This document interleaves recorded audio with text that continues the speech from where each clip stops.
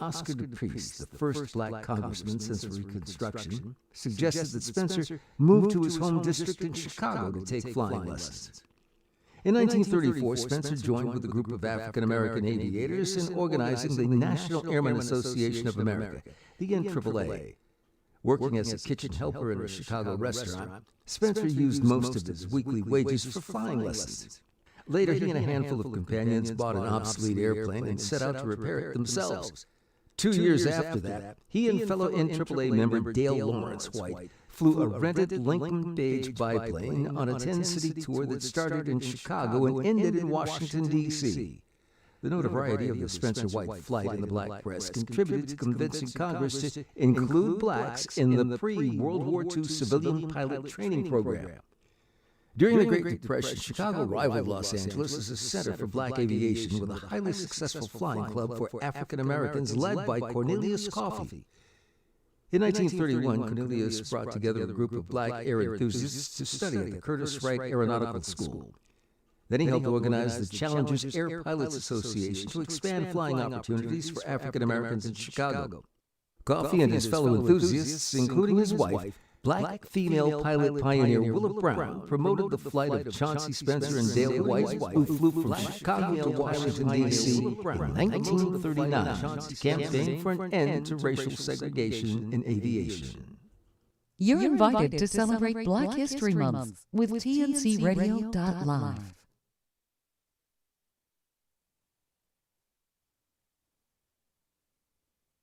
We're shining a long overdue spotlight on the hidden figures of untaught history who deserve to be celebrated for their contributions to civil rights, politics, the arts, and beyond. The short film Something Good, Negro Kiss, was made in 1898. Good afternoon and welcome to the early commercial film BFTAA and More show. Yes, we're glad to be with you this afternoon. Let me get this microphone a little closer to me. Yes. You're listening to the BFTAA and More show. I'm your host, Louis George Walker, broadcasting from KUAW Radio Studios at 4510 East Linwood Boulevard, Kansas City, Missouri, in the W.E.B. Du Bois Learning Center. And we are so glad that you could join us today for the BFTAA and More show. Yes. We're bringing you this show. This is a partnership between the W.E.B. Du Bois Learning Center and the Black Family Technology Awareness Association of Kansas City, Missouri, who came together to form this radio station, Knowledge, Understanding, and Wisdom, KUAW. That's what we're all about. And you can check us out on our webpage, KUAW.org.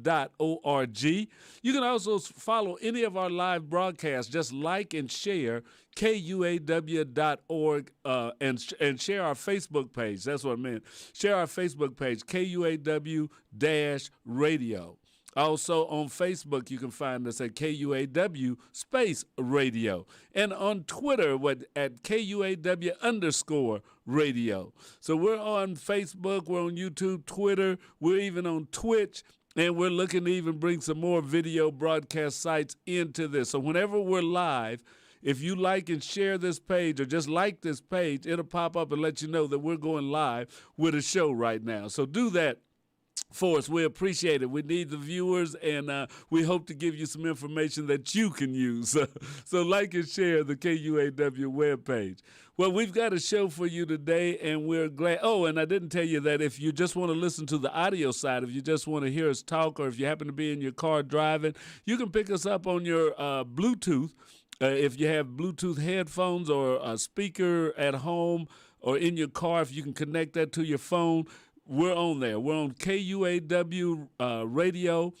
You can go to the TuneIn app. If you go to the TuneIn app, TuneIn, TuneIn app, and search for KUAW radio, you can pick us up there. We're also on the online radio box. We're on MyTuner and Get Me Radio. So if you go to any of those sites and put in KUAW radio, you can listen to us while you're driving in your car, while you're at home. And if you have a Google speaker or that Amazon smart speakers, tell them to play KUAW and you'll hear us. Yes, we're everywhere all the time and bringing you more and more of KUAW and what we have to offer. So we're glad that you're listening to us today.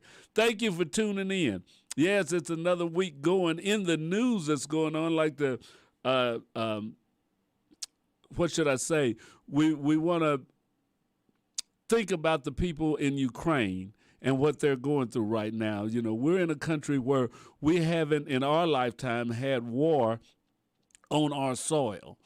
We've had terrorism. We've had loss of life due to bombings and things like that. But to have actual war taking place in your country is a different thing. And that's what's going on right now in Ukraine. Ukraine and Russia's at war. Russia's invaded Ukraine, and people are fleeing and people are dying. So, you know, it's never a good sign to have war, you know, that you can't solve your differences either diplomatically or some other way than that. But that's what's going on right now. So our thoughts and prayers go for the people of Ukraine, especially families, children's, young people that are caught in the middle of this. So I hope that they can come to some kind of peaceful solution before many more lives are lost, because it's just such a time as these. We don't need to be losing lives to unnecessary wars over territory or because you're scared somebody may invade you or things like that. So right now, let's hope that Putin will pull his troops back, that they will have a ceasefire, that they can get to negotiating. You know, the thing is the ceasefire now, negotiate and see if y'all can work out something that both of you can live with. But, yeah, let's keep our prayer out for those that are caught up in this this fight. And as we look at that, we also think that, you know, Russia blames a lot of this on the West, that the West, and that includes Europe and the United States countries, a lot of the European countries and the United States, Canada, North America. They're considering that as being part of the West, and that we are kind of instigating this, or we're pushing the Ukrainians on, or we're backing them up as they seek to join NATO, and Russia doesn't want NATO right on their borders. They figure that they need to have a buffer between them and the North Atlantic Treaty Organization. So that's one of the things that's going on. And as Russia has already shown that they will use cyber attacks as they have in Ukraine, and cyber attacks are now a part of war. Because such of our economies, our countries and stuff are ran off of computers. There's so many internetworking things that run not only defense, but the stuff we use every day, that cyber attacks have become a part of war. If you can disrupt transportation in the country, if you can turn all the traffic signals off, if you can cause the electrical system to go down, to go offline, if you can open up dams, if you can cause water and power fluctuation, those are all things that can be done remotely, because a lot of these infrastructure items are connected and controlled through the internet or computers that run a lot of this stuff. So if somebody can hack into your computer, they can cause damage. We had that happen here last year. Now, in the Midwest where we are, we didn't notice it, but on the East Coast, when that Colonial Oil pipeline went down and there was no gas coming to the filling station, no gas going to the distribution points that it could be put on trucks and taken to the filling station. So they had a gas emergency, you know, shortages and running out of gas. Well, that disrupts your society. If all of a sudden, you think about it now, if all of the gas stations closed, you know, you can get by for a day or 2 or 3 days. Some of us, if we have to drive a lot, might just get by a day. If you're running on empty, you say, oh, my goodness, I can't get any gas. How would that disrupt your life? If the lights went out, and that could cause a disruption, how would that affect your life if your heater didn't work, your air conditioning didn't work, your refrigerator, the stove, all of these things that run off electricity, how would you function if they didn't work? And you can have backup generators that'll help you some, especially if you have gas to put in the generator. But a lot of those backup generators have to be supplied with energy. They may work off of natural gas. They may work off of gasoline. But if you can't get natural gas, that flow can be disrupted. There's a lot of things that can make it really difficult in our life, in our modern day and time that we live in right now. So we need to look at that as we think about, well, it's happening over there. Well, no, cyber attacks can happen here. And as I was reading an article that was from the technology editor Daniel Howley, saying Russia may be primed to hack America's infrastructure. As Russian troops attack the Ukraine, I can say it, experts are warning that Vladimir Putin could also seize the opportunity to deploy Russia's trove of cyber weapons to hack America's infrastructure. Russia is no stranger to launching cyber attacks against the U.S. or using third-party hackers to hit American interests. U.S. officials have previously accused Russia of infiltrating everything from power plants to the Department of Defense. And with tensions between the two nations skyrocketing and U.S. sanctions against Russia looming, Putin could retaliate by launching powerful cyber attacks against the U.S. Such an attack could cut power to cities, shutter banks, and stop the flow of fuel, crippling whole swaths of the country. So former ambassador to the UN Social and Economic Council, Sarah Mendelson, said, I'm quite nervous about what is going to happen. So this is something that, we can't take lightly. It can happen. As we say, we want them to put sanctions on Russia, stop their banking, stop this. Well, Russia may say, we want to do something to you. Although I noticed that our sanctions are a little bit timid right now and stuff. We didn't cut them off totally from banking. We cut them off a little bit from banking. So I think we're doing this in incremental steps and hoping that it will let them know. But at the same time, they may launch a small cyber attack to let you know that they can hit back. So these are things that you need to be watching for right now. It may be beneficial to try and keep your tank as full as possible in your car, just in case. I'm not saying it's going to happen, but hey, I'm going to stop at the filling station when I leave the station here today and make sure that I'm filled up. To make sure that you have some foods that are non-perishable at your house, that you just in case the lights go out. It doesn't hurt to be prepared. To be prepared and have some of this stuff, peanut butter, beans, things, canned food and stuff like that. If nothing happens, you can still eat it and go on about your merry way. But if something happens, you'll be glad that you have some supplies that maybe last you 2 or 3 days. I don't know. I'm not one of those survivalist experts, but it's something to think about as we go in this time, that even though the war may seem far away, it could come up on our doorstep. It says Russia already had started using cyber attacks against Ukraine. And we should expect it. She said, I have said to people, we should expect something and we should not panic. If we have a cyber attack, added Mendelson, who serves as the head of Carnegie Mellon's Hines College in Washington, D.C. So that's something to say. We don't want to panic and run out and just hoard everything. But at the same time, you need to be prepared. You need to be prepared in case something would happen. So, there's a war going on. We're far from it. And sometimes it seems like something you just watch on the news. But if it's going on around the world, it could happen here. Something could happen, and there could be some fallout. So just wanted to let you know about that so that it's something that you'll be thinking about.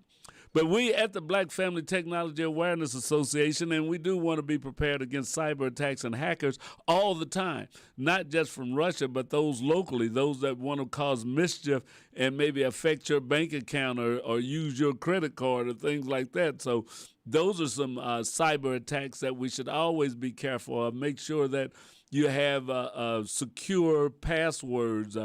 Look into what they have, the two-part identification. I've got that on some of the things that I use, and I want to see if my bank's going to have that, to where after you put in your password, it still wants to send a code to your cell phone or to your email or something like that, a text message that you can double identify yourself. Those are helpful things to have, is to have the double identification, so that not only do you need a password, but it's going to also email or text you a code to put in. Takes a little more time, and I'm not a fan of that. Sometimes you want to get done what you want to get done rather than waiting on your cell phone and all of that. But if it can protect you, you might think about it, because if somebody gets into your bank account, somebody gets into your credit card, it can cause you more headaches than just waiting on a 3 or 4 digit number to come through as a security code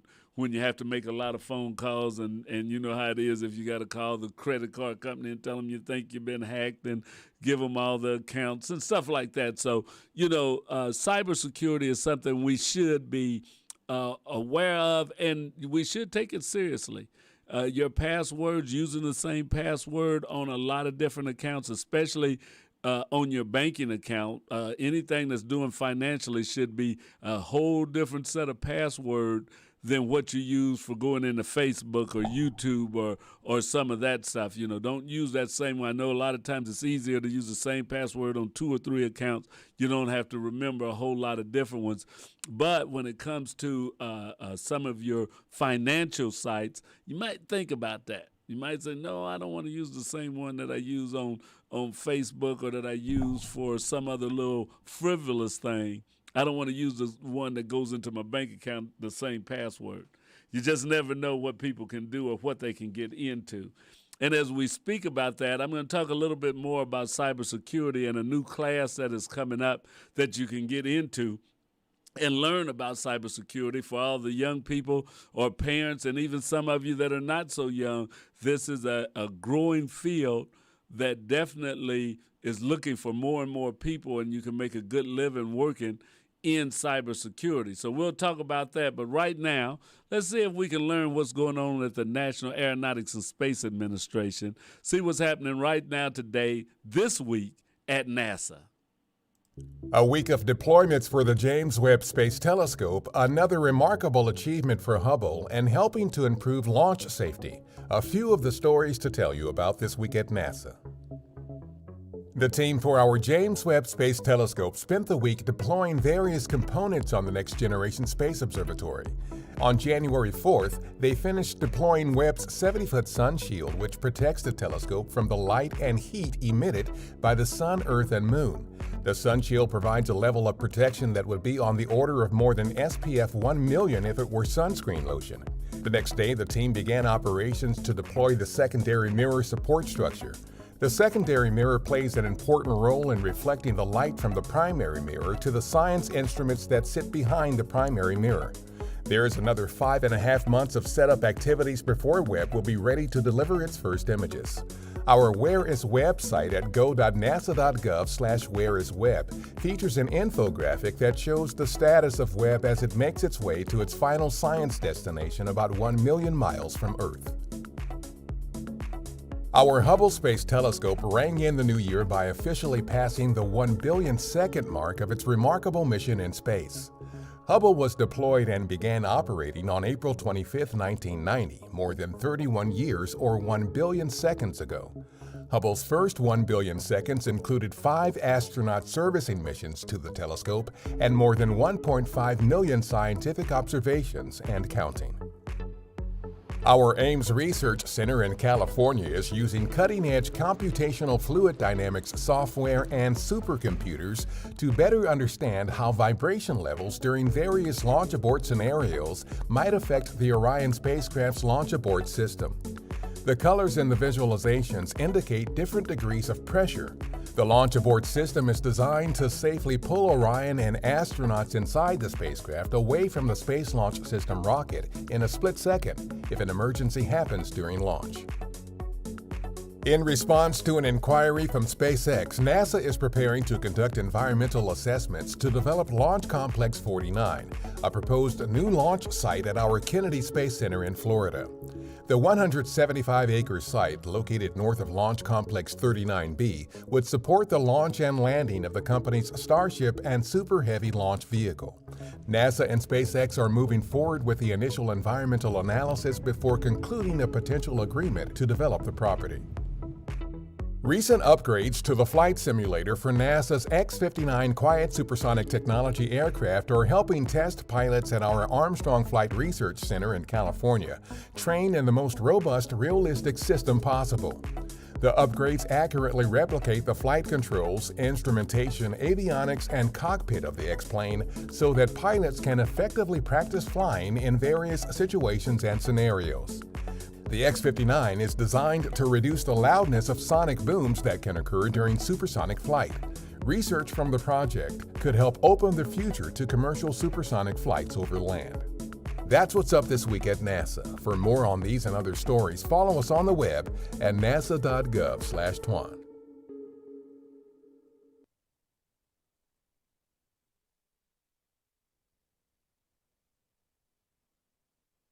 All right, that's what's going on this week at NASA, and we are glad to hear that. Look like they're steadily doing some research. We'd like to bring you that information from the National Aeronautics and Space Administration so that we can tell our young people and remember that that is where we want a pipeline to go into research and development, that you can be a big help to this country, to mankind in general, by looking at that. So you have some young people that are interested in flying, in engineering, in science, and in technology. So let them see those sites. The NASA site at nasa.gov has a lot of good things on it. If you've been to it, hit me up and let me know what you think about it. But they've got games. They've got a lot of lessons. They've got just things for kids. If they're involved in science or if they have an interest in science, turn them on to the nasa.com webpage and let them go there and spend some time. I think it could be very beneficial for them. Yeah, so, I mean, that was one of the things. And as I was saying, cybersecurity is a big job field right now. Learning about hackers and how to prevent, how to help companies prepare and prevent damage that can come from a hack. Cybersecurity, that's the field. So the W.E.B. Du Bois Learning Center, I was just made aware of this Saturday, is starting a basic Cisco cybersecurity class. It's going to start March the 12th. March the 12th, right here at the W.E.B. Du Bois Learning Center, 4510 East Linwood.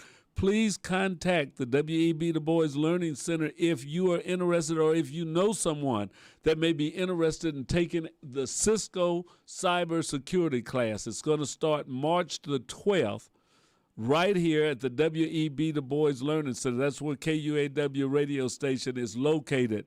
I think they have a wonderful thing. They've been doing Cisco training for over 10 years right here. So you can learn Cisco. And this is not just talking about for high schoolers. For those of you that are already in the IT industry, if you're already working and you want to bring your skills up to another level, if you want to get that job promotion or make a little bit more just there where you're at, then you may want to see about the Cisco class that they have here and now Cisco Cybersecurity, which will be starting March the 12th.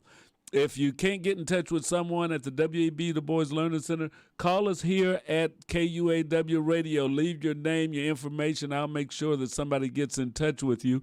You can get in touch with us, at the number I believe is going across the screen, 816-599-6893. Write that down. Get a pen and paper right now.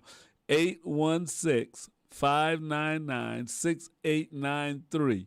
Yeah, I don't see it going across on the screen. That text ribbon there doesn't seem to have it. Let me see. No, it has our connections and what we're on. Let me see. I guess I don't have a phone number out there. Okay, we need to put that on to the to our running screen that we have there. I'll see about doing that right now. We find a problem. Let's see if we can find a solution.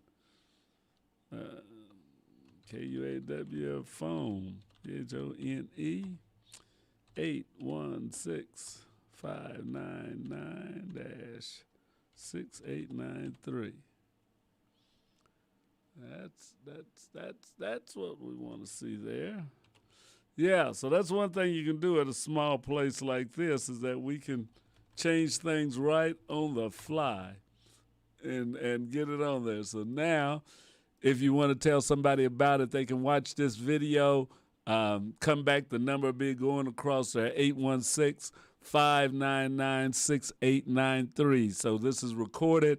You can play it back later. But if you know someone that would like to take the Cisco class, tell them about it. It's going to be a Cisco cybersecurity class starting at the W.E.B. Du Bois Learning Center, March the 12th. So we'd be glad to have you involved. Get in touch with the W.E.B. Du Bois Learning Center. I don't have their number by heart, so I don't want to give it out and maybe give you the wrong number. But you can look them up on the web, on Facebook, and give them a call. If you have trouble contacting them, please give us a call here because I know they would like to have people in the class learning and getting abreast of what we're doing here.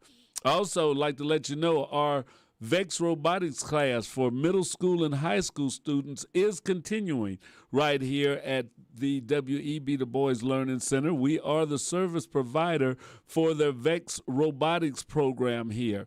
If you want to get your child involved, they're meeting every Saturday from 12:30 to 2:30, 2 hours. You can bring your child down, get them enrolled, and we'd be glad to have them. It's at 4510 East Linwood. If you'd like to enroll your child in that class, give us a call here at KUAW Radio, 816-599-6893. Yes, give us a call. We can take students in from 6th to the 12th grade. So we're taking middle and high school students into our robotics program. So we're doing VEX robotics. If you have a middle school to a high school student and you'd like to get them involved in it, we'll be glad to have them. Like to say that BFTAA and KUAW Radio is getting out in the neighborhood now that we're slowly getting a little relief from our COVID things that we've been going through and maybe turning the corner on COVID. We don't know that for sure, but it is easing up some. So we've got a couple of events that we're going to be at. These aren't public events. We're going to some schools, but one of the things that we do is go to schools. We're taking information to the schools, and we can do workshops or presentations to students. Get in touch with KUAW or get in touch with the Black Family Technology Awareness Association at the same phone number would be great, and let us know that you'd like to have a technology demonstration at your school. But we're going to be participating at the Guadalupe School down on Paseo. They have an event where they choose projects that the students are going to work on. So we've got a couple of projects that we're going to shoot to the students that we want them to see if they want to work with us.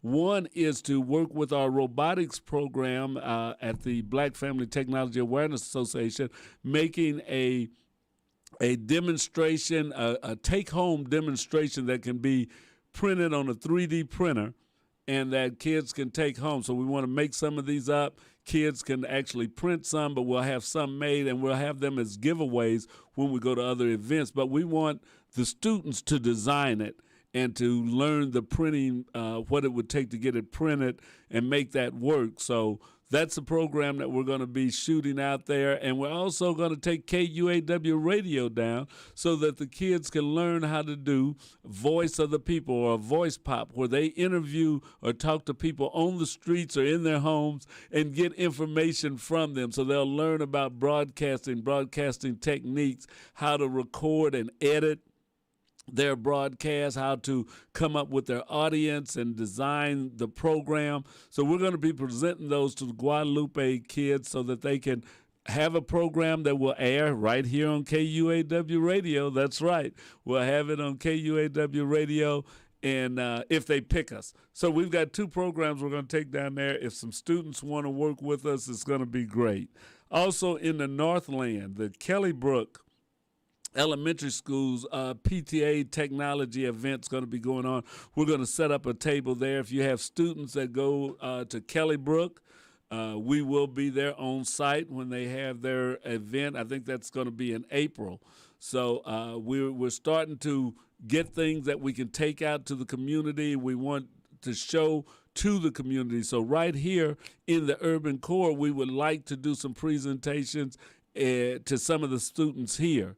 So if your school would like to have BFTAA come with a project, or if you have a project you would like us to help with, be sure and get in touch with the Black Family Technology Awareness Association.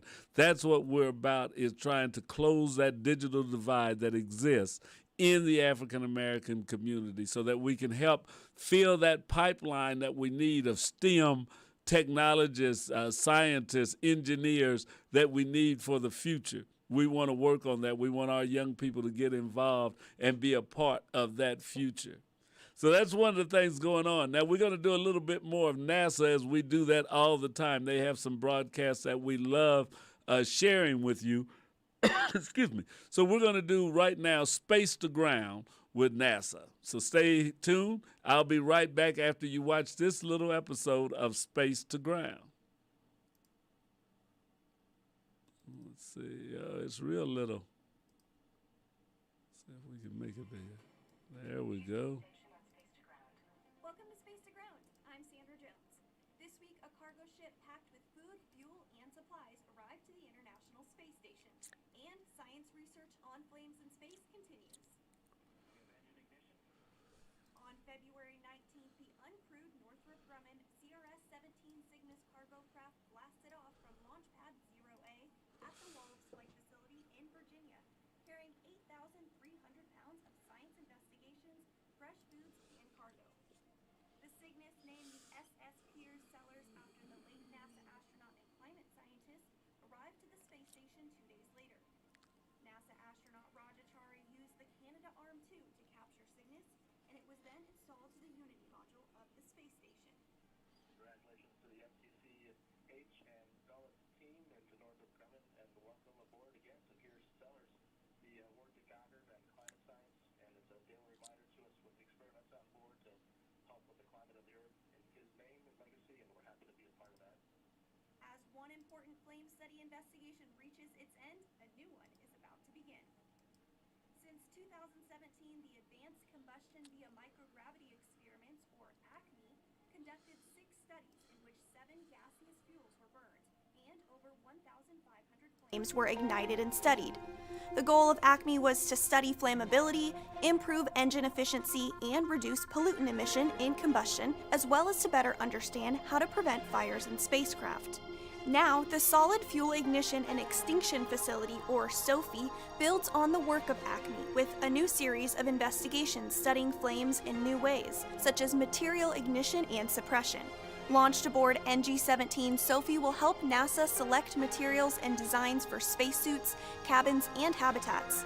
The experiment will also help NASA identify the best ways to put out fires or smolder materials in space. Skin aging may be inevitable, but the unique microgravity environment of space may accelerate the rate of skin aging. A newly arrived study seeks to investigate the underlying molecular mechanisms that drive skin deterioration. The Colgate Skin Aging Investigation arrived on NG-17 and consists of a model that uses human skin cells on a porous membrane to mimic the 3D organization of skin tissue. This study evaluates the cellular and molecular alterations associated with growth in microgravity compared to the normal aging process on Earth. The results from this investigation could help create and validate engineered tissue to protect aging skin heal from wounds and combat infection. And that's Space to Ground for this week. Thanks so much for watching. We'll see you next week.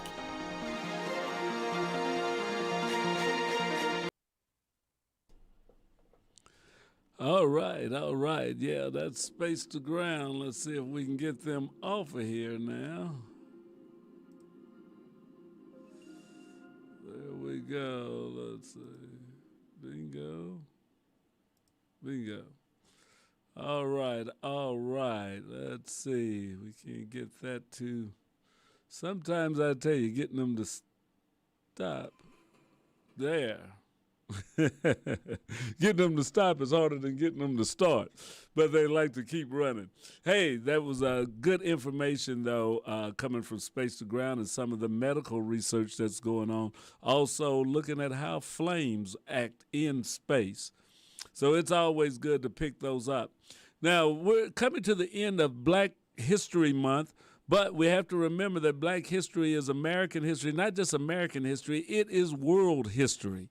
Yes, Black history is world history, and it happens 365 days a year, not just here in America, but all around the world. So as we celebrate it through the month of February here in the United States, we also recognize it 365 days a year. So do not think that because Black History Month's over that you don't study, that you don't learn, that you don't investigate, and that we won't provide more Black history as it happens on KUAW radio. Yes, yes, yes. We're not about Black history just in February. We're about Black history 365, and we're about African American history and American history in general. Sometimes we have to bring it to the forefront, though, because it's not talked about, it's not in the schools as much, and it's not something that we know by heart. I mean, it's like you know the Battle of the Alamo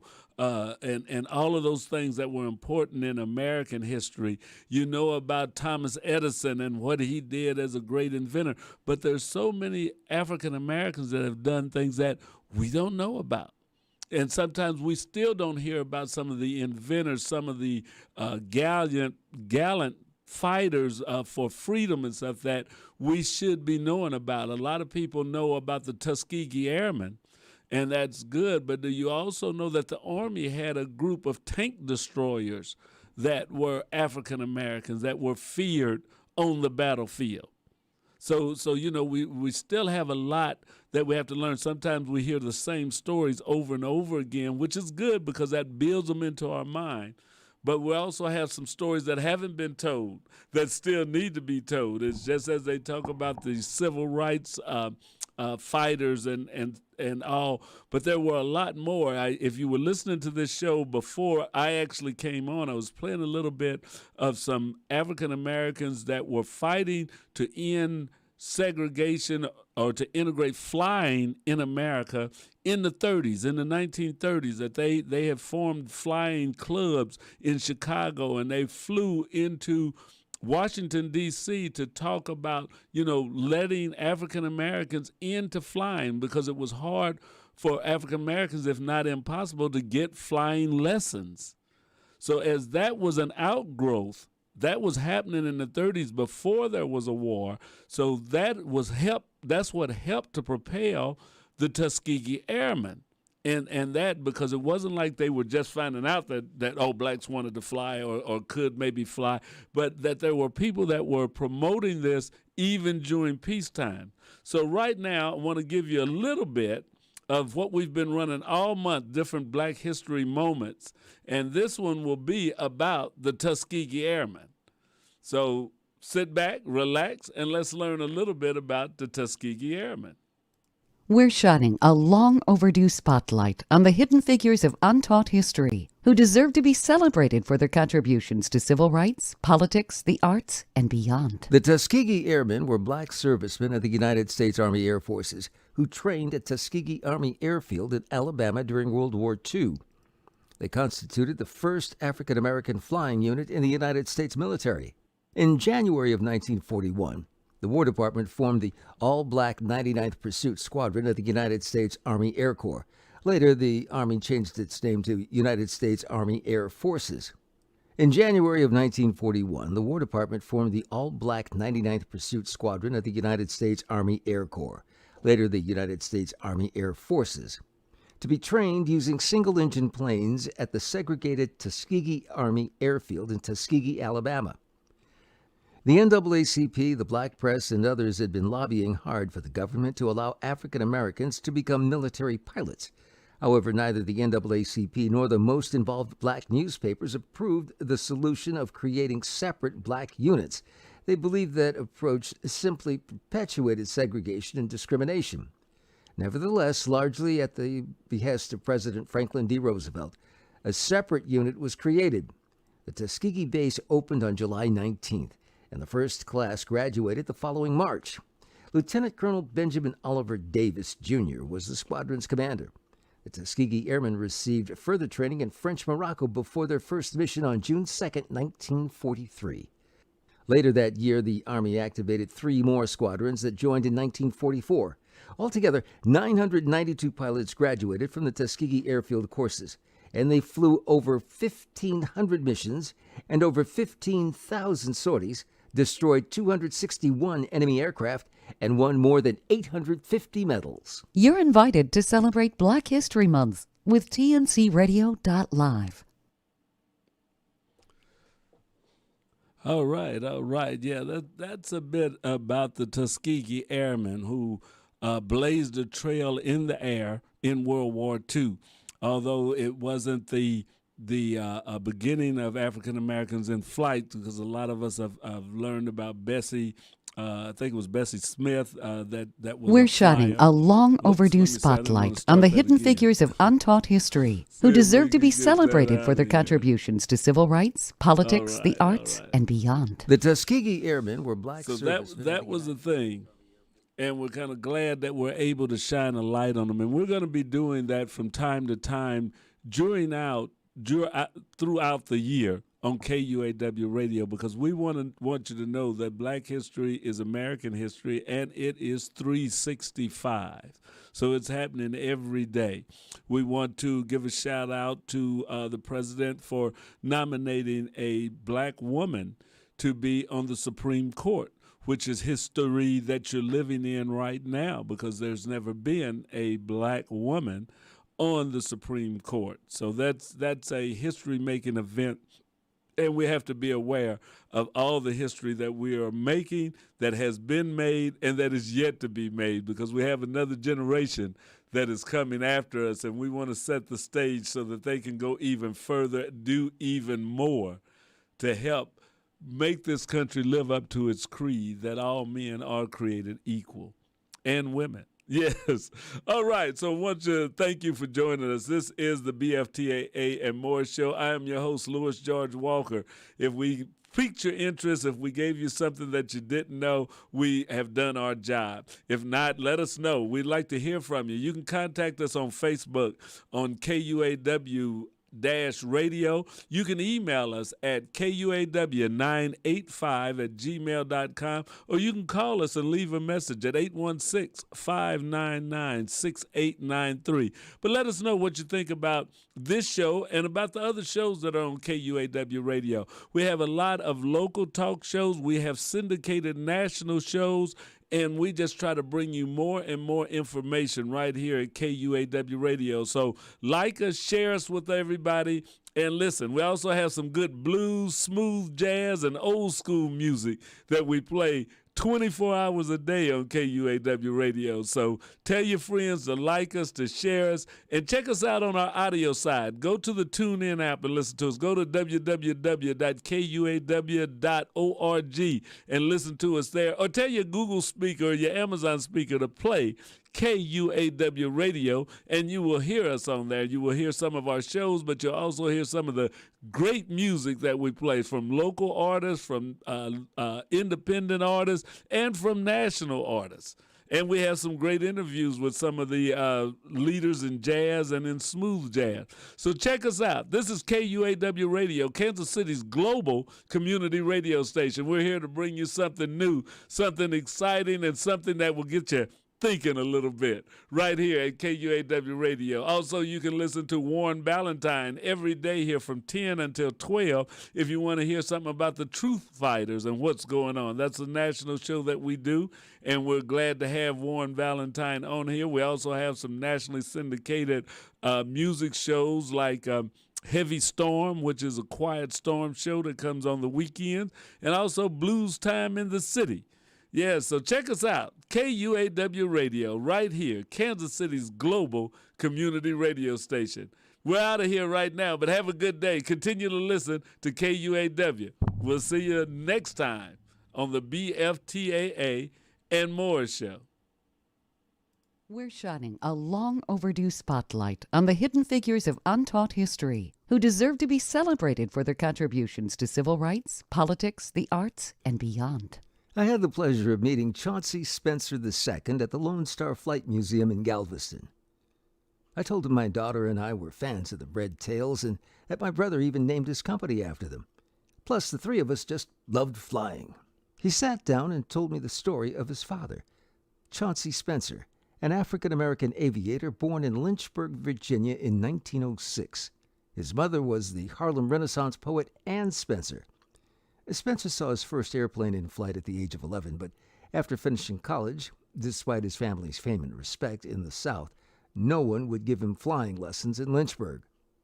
A family friend, Oscar DePriest, the first black congressman since Reconstruction, suggested that Spencer move to his home district in Chicago to take flying lessons. In 1934, Spencer joined with a group of African-American aviators in organizing the National Airmen Association of America, the NAAA. Working as a kitchen helper in a Chicago restaurant, Spencer used most of his weekly wages for flying lessons.